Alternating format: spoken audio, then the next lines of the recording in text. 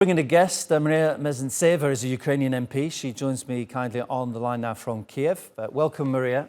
And I'm curious what it is like for someone in your position and your colleagues when a disaster like this happens, comes out of nowhere, the destruction of the dam at Kakhovka, instant flooding. What are the problems that you and your colleagues are having to deal with? What decisions do you have to make immediately? Well, let me make it very clear. It's not coming from nowhere. It is coming from the rockets sent by Russia. And this is so ridiculous for me to listen, to the argumentation of Russian authorities. And look how it looks like. First, we will shell a very important strategical humanitarian critical infrastructure, which is the Kherson Dam. Then we will try to provide you with all the necessary things like evacuation, money, etc. This is ridiculous. First, they commit a massive war crime, which is falling under international law as ecocide, and it's not just under Ukrainian law, I want to insist, under international law. We have reconfirmed that in various Council of Europe resolutions where we work together with Turkey and other European partners. We are 46 countries. We expelled Russia in March for breaching the rules of conduct of this organization. We do hope that UN will react accordingly. And this is a total and complete disinformation saying, that the sides are blaming each other. Russia has entered a sovereign territory of Ukraine. They have threatened Ukrainian side with a possible shelling of the Kakhovka Dam, which indeed, as you have rightly said in the previous video, puts in danger the largest atomic power plant in Europe, top 5 in the world. At the moment, it is under control, but who might know what will happen? We highly appreciate the initiative of President Erdogan bringing to the table possible discussions on the investigation. But I also would like to emphasize for a proper investigation, the territories of the both banks of the river have to be liberated. And we think that all this hysterical and unprovoked move, yet another war crime, was committed for one reason, because Russian army is failing on the ground. All they can do is shelling humanitarian infrastructure, civil critical infrastructure, people who are sailing on these boats with their pets, with their friends, with their families. So many animals have died. The whole zoo has gone under the water, leaving only birds alive. And this is not just about Ukraine. Another example of overlapping effect for the whole basin of the Black Sea and Azov Sea will not leave the nearby countries and the countries across the globe behind this scene of what we have been observing as of yesterday. Indeed, the evacuation rescuing exercises are rolling. We know that there are not only Ukrainian specialists on that, there are German ones who just sent me a text message on the ground. The situation is very devastated. You have seen the buildings, the private houses being completely under the water.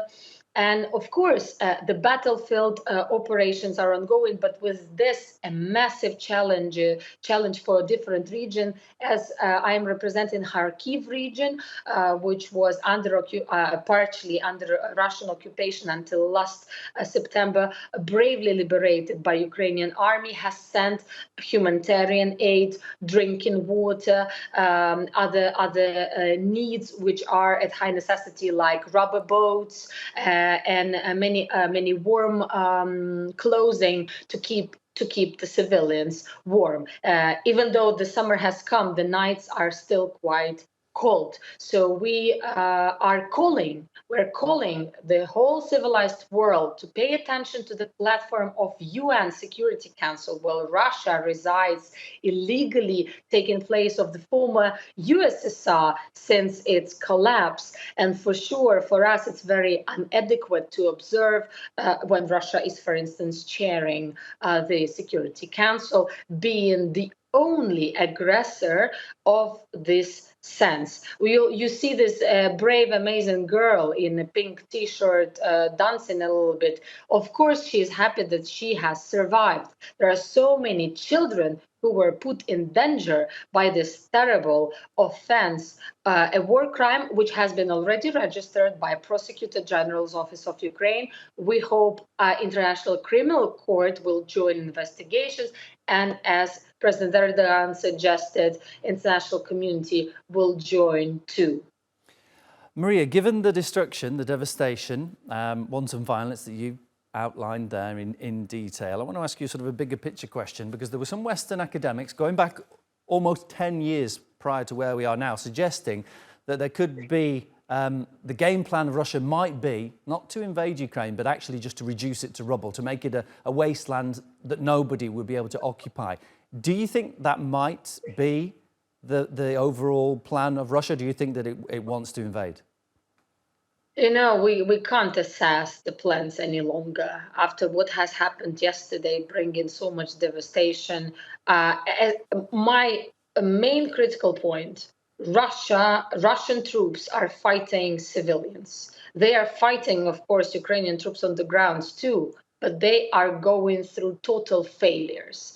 And by saying that, we really hope that the international community will react with further sanctions, with an investigation of the ecocide, with expelling Russia from high-level international institutions. And I'm hearing, and I address again the United Nations. And as you put it in the titles, UN is not very sure who has conducted the shelling. Well, we are observing this big war for 15 months and the beginning of the aggression confirmed by European Court of Human Rights since the spring of 2014. And believe me, our recordings and the international investigations will show the true information.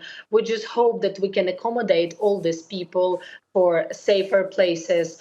Thank God it's not winter. We can imagine if the degrees were different, there would have been many more challenges. But just looking at these neighborhoods which have flooded, and moreover, you know, it's also a tremendous challenge for people to be finding their normal life after such a huge stress. For some, losing a pet is already a tragedy, which has actually happened, and all the pet lovers would understand me. The emergency situation is rolling. We should be brave in our diplomacy, which we will continue to conduct in the Council of Europe in the coming session in just 10 days. And of course, at other international platforms which are available for us. But we do hope this time the world will not be debating who did what. We will be talking about the blank facts that are in front of our eyes. Mariia, appreciate your time and your candid thoughts. My guest, Mariia Mezentseva, Ukrainian MP there.